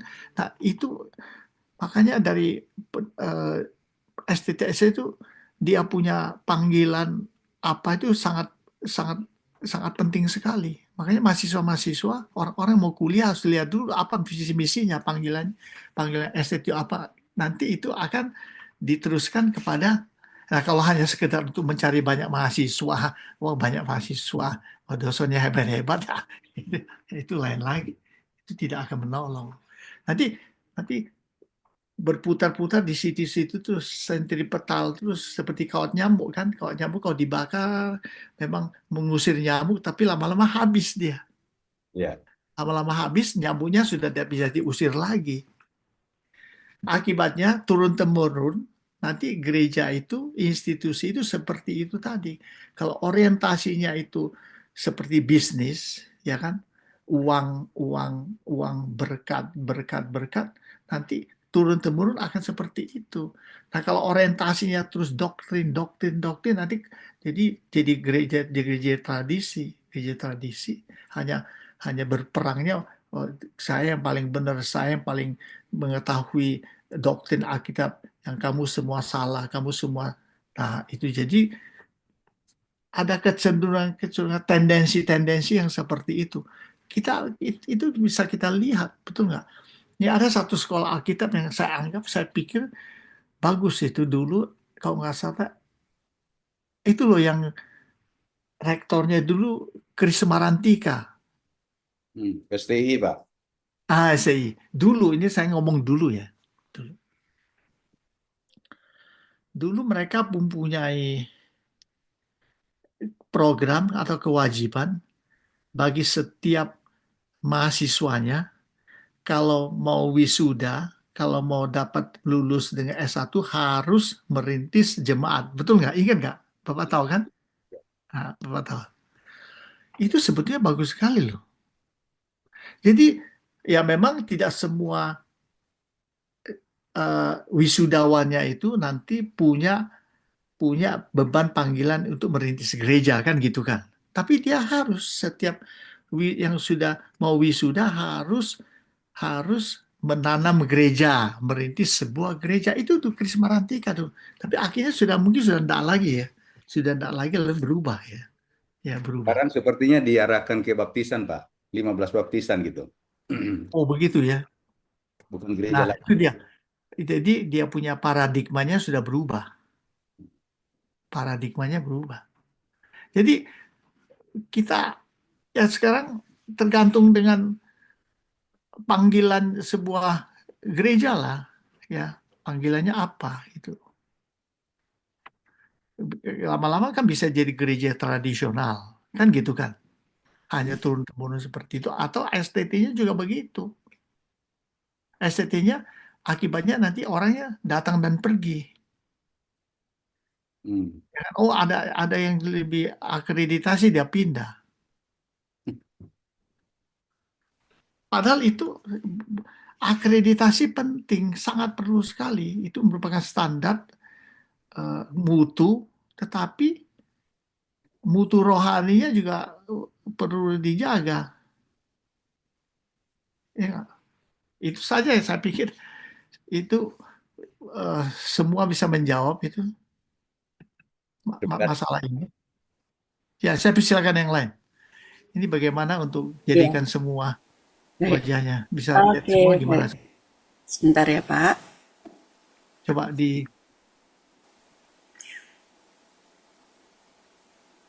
Silakan Pak Petrus. Sudah, Bapak. Baik, iya, Pak. Selamat siang, shalom. Maaf ya Pak, saya offline. Pak Alim, saya punya materi Bapak agak tergelitik mengenai masalah personal orang. Yang saya tahu tadi Bapak menjelaskan masalah karakter, psikologis, bahkan sampai kejiwaan orang. Beberapa waktu yang lalu saya pernah ikut satu materi seminar, Pak. Dari pembawa acaranya itu ngomong begini, bahwa setiap orang itu sebetulnya sejak lahir, dia itu punya gangguan jiwa. Entah kecil, entah besar, tapi setiap orang itu sudah punya. Punya Halo? gangguan jiwa, Pak. punya Halo? apa? Punya Ya, bisa gangguan dengar jiwa. Gangguan sudah. jiwa, Pak. Gang- Punya apa? punya Punya. gangguan kejiwaan, Pak. Oke, oke. Ya, terus. Punya gangguan kejiwaan, Pak. Nah, Hmm. terus jadi ketika orang itu mungkin dalam taraf depresi yang kecil, mungkin dia ke psikolog ya. Tapi begitu dia depresinya besar ke psikiater dan bahkan banyak contoh akhirnya orang yang nggak tahan dia bisa menjadi gila. Itulah kenapa disebutkan orang lebih mudah berbuat negatif. Kemarahan dia lebih mudah terpicu dibandingkan dia. Nah, karena hal-hal begitu, menurut Bapak, apakah benar pernyataan itu? Yang pertama, Pak, apakah benar pernyataan itu bahwa setiap orang itu sebetulnya sejak lahir memang punya gangguan jiwa? Dan yang nomor dua, sehubung pernyataan STT tadi, Pak. Apa sebaiknya STT sekarang ini mengutamakan basic karakter daripada mahasiswanya ya Pak, dibandingkan ilmu teologinya? Karena itu akan membawa dampak bagi pelayanan dan membawa dampak bagi STT-nya. Itu aja sih Pak. Terima kasih ya Pak. Ya, jadi begini. Ya, tentulah STT itu di dalam membina para mahasiswanya itu mesti seimbang lah, ya, mesti seimbang. Baik secara secara spiritual, emosional, maupun psychological itu mesti seimbang. Nah, itu memang mempunyai pelajaran tersendiri gitu. Nah, sekarang kita kembali ke tadi. Apakah setiap orang itu mempunyai lahir dari satu keluarga mempunyai kelemahan dan gejala kejiwaan? Ya, sebetulnya mungkin dikatakan begini, setiap orang yang lahir itu dia mewarisi sesuatu dari orang tuanya. Nah, itu mungkin lebih tepat ya.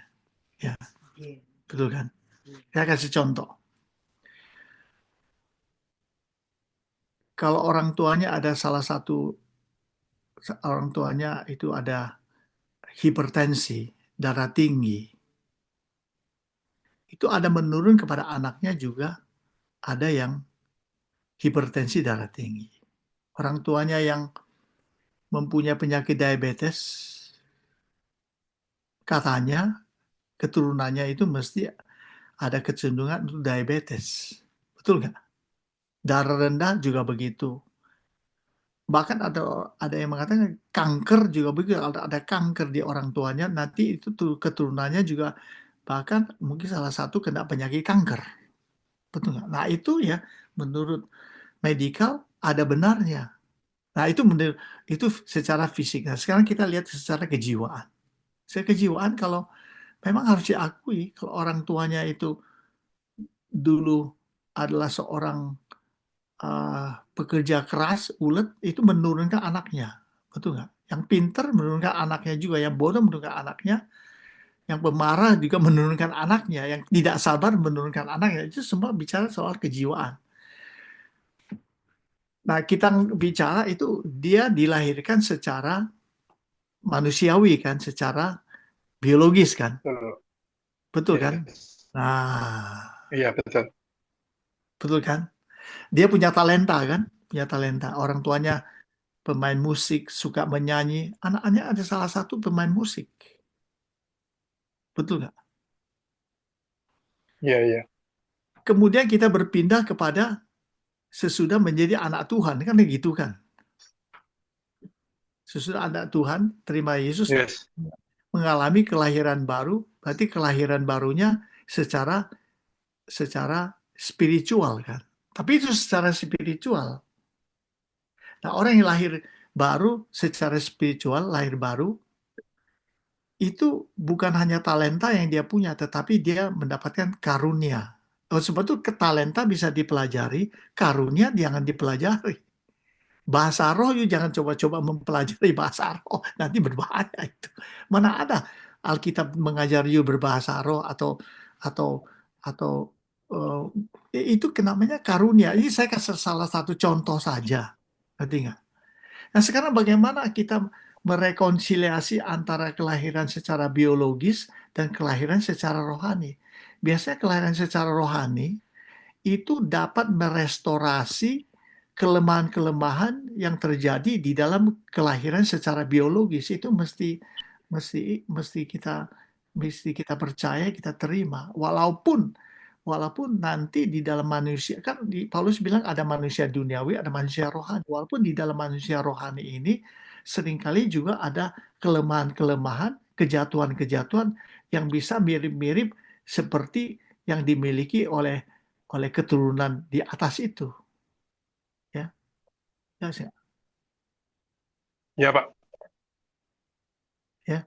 Jadi um, jadi jadi satu pribadi itu memang dia tidak cukup dilahirkannya secara biologis, tapi dia harus dilahirkan juga secara spiritual.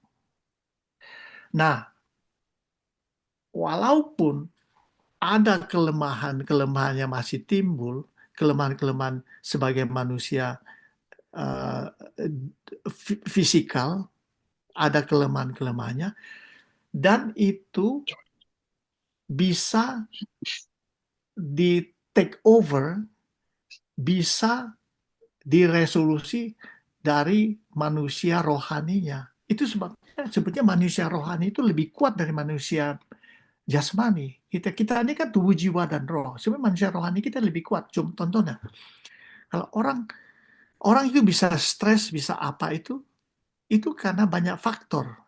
Karena sakit penyakit, karena kelelahan, karena banyak tekanan, karena rutinisme, karena penderitaan, karena ancaman, karena kemiskinan.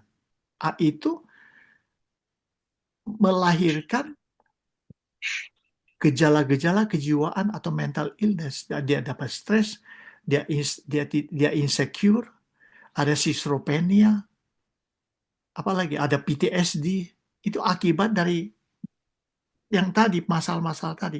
Tetapi karena kemudian dia ada satu sisi dari manusia rohaninya, manusia imannya itu dia bisa bertahan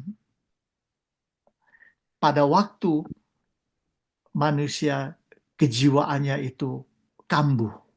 Ngerti nggak? Saya kasih contoh.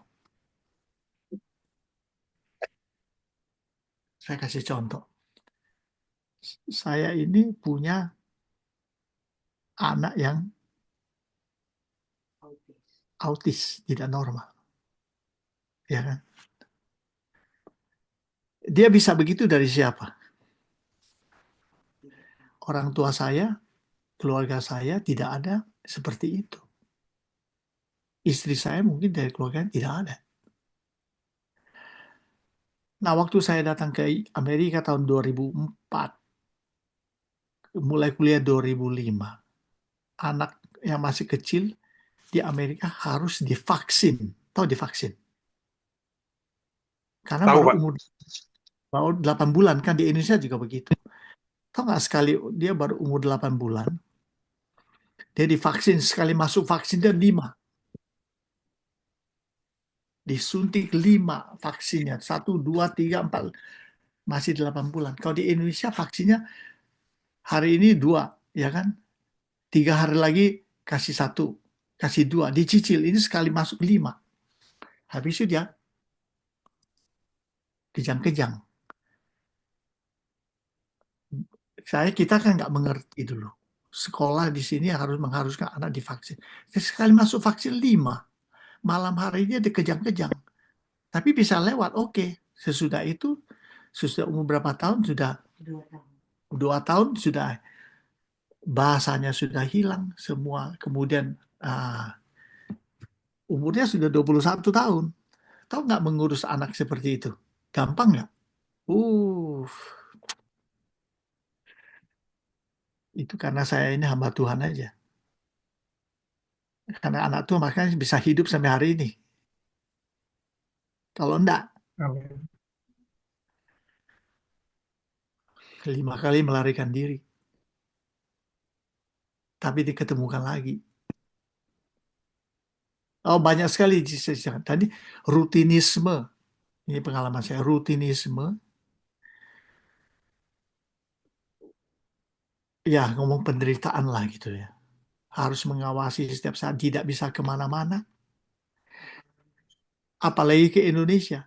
Ini saya ke Indonesia yang terakhir tahun 2000 berapa ya? 2000, 2015, 2016. Sekarang sudah tidak bisa lagi kemana-mana. Ke gereja aja saya sendiri, istri saya jaga anak saya. Kalau saya keluar, ada anak di rumah kepengen cepat-cepat pulang. Jadi tidak bisa lagi kemana-mana. Jadi itu menimbulkan rutinisme, stres, ya kan? Bertanya dengan Tuhan, mengharapkan mujizat, menunggu. Masih banyak lagi yang saya tidak bisa ceritakan di sini. Ini saya bisa bikin seminar ini sebentar saya harus berhenti karena itu sebentar lagi karena dia mendengar saya bicara-bicara itu dia mendengar itu di kamar sebelah. Saya harus berhenti karena sebentar dia marah.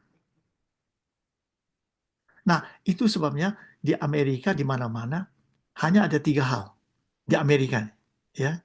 Anak yang seperti itu satu, diserahkan aja sama pemerintah, ya kan? Diurus sama pemerintah, gratis, diserahkan aja besok sampai dia meninggal. Tetapi mereka akan taruh dia di asrama, berkumpul dengan anak-anak seperti itu. Itu bisnis, tahu nggak bisnis? Kalau you buka bisnis di Amerika bisa begitu untuk nambung anak-anak seperti ini. Satu anak $7.000 satu bulan. Satu anak $7.000. $7.000 berapa? 100 juta kan sebulan. Kalau dia punya 10. Iya. Nah, di asrama itu tahu nggak? Dikendalikan dengan obat. Dikasih obat penenang untuk mengendalikan. Kan bisnis. Piara 1-2 orang untuk jaga. Makannya rutin. Makan, tidur, makan, tidur, makan, tidur. Sampai mati. Itu satu. Yang kedua. Yang kedua adalah suami istri cerai. Bercerai. Karena tidak kuat. Dia bercerai. Ditinggalkan sama istrinya, ditinggalkan sama suaminya. Betul nggak? Yang ketiga, yang ngurus sendiri, bertahan seperti kami ini. Karena oleh pertolongan Tuhan. Ya kan? Terus Amin. nah, ada satu lagi. Dar. Selesai. Berakhirlah penderitaan. Ya, banyak itu di Amerika ya. Karena sudah tidak kuat, ganti. Dar. Selesai. Nah, kalau kita kan tidak begitu, kita hamba Tuhan. Nah, jadi manusia rohani itu sangat harus dominan untuk menguasai manusia Iya. Iya. jasmani. Kalau enggak, Anda tidak akan kuat. Anda bisa menyangkal Tuhan, Anda bisa bertanya, bisa kecewa dengan Tuhan. Wah, itu sudah jadi bisa menanyakan Tuhan, Tuhan kenapa begini? Saya sudah melayani Tuhan berapa tahun? 44 tahun. Ini penderitaan yang paling berat.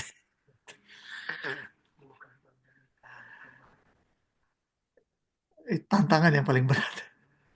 Maka sekarang kami punya beban untuk keluarga-keluarga miskin di Indonesia yang punya anak-anak seperti ini. Untuk sekolah kan mahal. Di Indonesia kan mahal.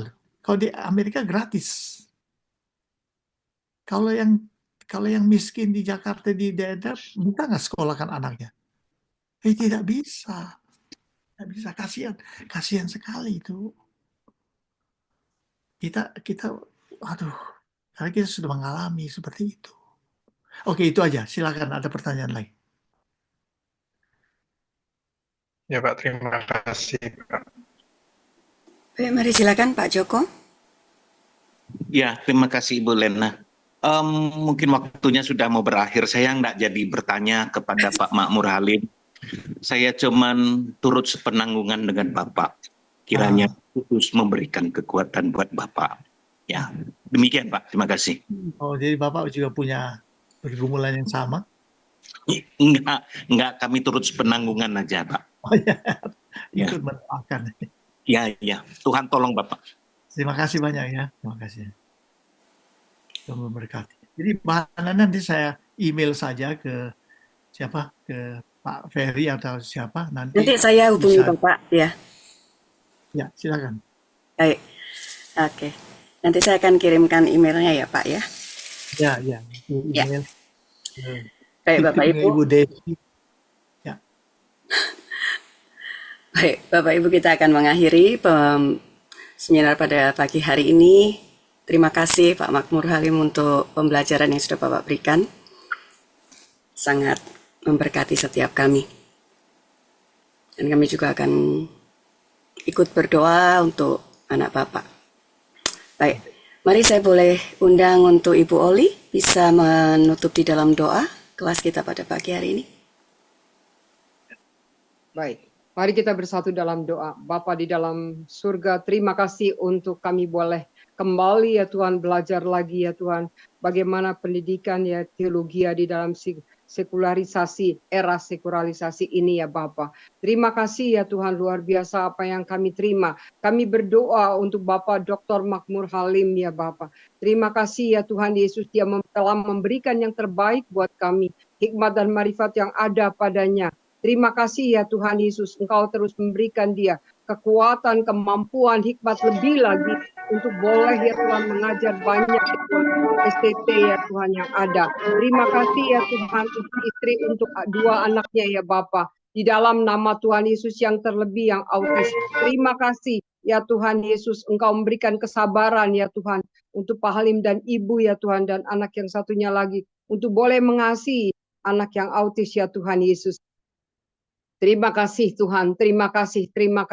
Engkau baik, sungguh baik, teramat baik ya Tuhan. Setiap kami mempunyai ya Tuhan Yesus salib. Setiap kami mempunyainya ya Bapa. Di dalam nama Tuhan Yesus, kami puji Tuhan, kami mempunyai Engkau yang selalu membantu kami. Apapun di dalam kehidupan kami terjadi, yang kami diingatkan oleh Pak Makmur Halim, bahwa kami harus bisa menguasai roh kedagingan kami, tetapi tidak sebaliknya, sehingga kami mampu untuk menanggungnya. Di dalam nama Tuhan Yesus, terima kasih Tuhan. Terima kasih. Kami berdoa untuk DTU Indonesia. Terima kasih untuk Pak Ferry ya Bapak, sebagai rektornya ya Bapak. Terima kasih. Hikmat marifat ada padanya ya Tuhan, yang akan memberikan kami dosen-dosen yang memang mempunyai hati untuk melayani, memberikan yang terbaik. Terima kasih juga untuk Ibu Magdalena Carolinda Costa yang mendampinginya dan dosen-dosen yang lainnya.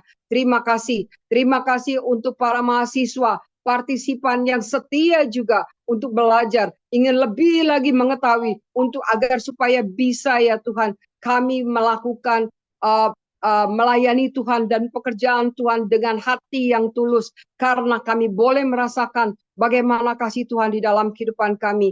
Kami serahkan seluruh keluarga besar daripada DTU ke dalam tangan Tuhan. Keluarga kami, apa yang kami lakukan ya Tuhan, pekerjaan kami, pelayanan kami, Tuhan terus tuntun di jalan yang benar. Di dalam nama Tuhan Yesus. Terima kasih. Terima kasih untuk semuanya. Dan kami akan berjumpa lagi nanti pukul 19.00 oleh yang akan diberikan ya Tuhan perkuliahan oleh Bapak Dr. Raymond Andrew Sakul. Terima kasih. Inilah kami. Pakai kami untuk sesuai dengan kehendak Tuhan. Tuhan, agar rencana Tuhan boleh terjadi di dalam kehidupan kami, dan setiap orang boleh melihat kami dan mereka memerlukan Engkau. Pilih ya Tuhan semua orang yang kami hadapi untuk boleh mengenal Engkau, karena Engkau sendiri berjanji, bukan kamu yang memilih aku, tetapi aku yang memilih kamu. Di dalam nama Tuhan Yesus, terjadi atas keluarga besar kami, terjadi atas gereja kami, terjadi kemanapun kami pergi. Amanat agung, the Great Commission itu harus kami lakukan. Terima kasih ya Bapak, ini kami ya Tuhan telah menyelesaikannya dengan baik. Segala puji dan hormat hanya bagimu Bapa, di dalam nama Tuhan Yesus, Tuhan dan Juru Selamat kami telah berdoa dan mengucap syukur. Haleluya. Amin. Terima kasih Bu Oli. Terima Terima kasih kasih Pak Dr. Makmur. Martin Halim. Terima kasih Bu Magda. Terima kasih Terima Pak kasih Alim. kasih semuanya. Pak Alim, terima kasih. Terima kasih Pak Makmur. Ya, Terima terima kasih kasih Pak Pak Dokter. Terima kasih Pak Markus, Bu Terima Magda. kasih Pak Halim. Terima kasih Pak. Terima kasih Bu Heti. Terima Terima kasih Pak kasih Indra. Pak. Terima kasih Sampai Pak ketemu Giri. Keren. malam. Nanti ketemu lagi ya pukul 19.00. Oke. Ya, jangan Oke. terlambat ya. Nggak usah kemana-mana. Nggak usah ke mall. Kuliah aja. Dengerin firman Tuhan. Kalau mall Haleluya. malah stres. Itu Iya, Bu. haleluya ya kita bentang Mendingan kita firman nanti duduk malam. manis.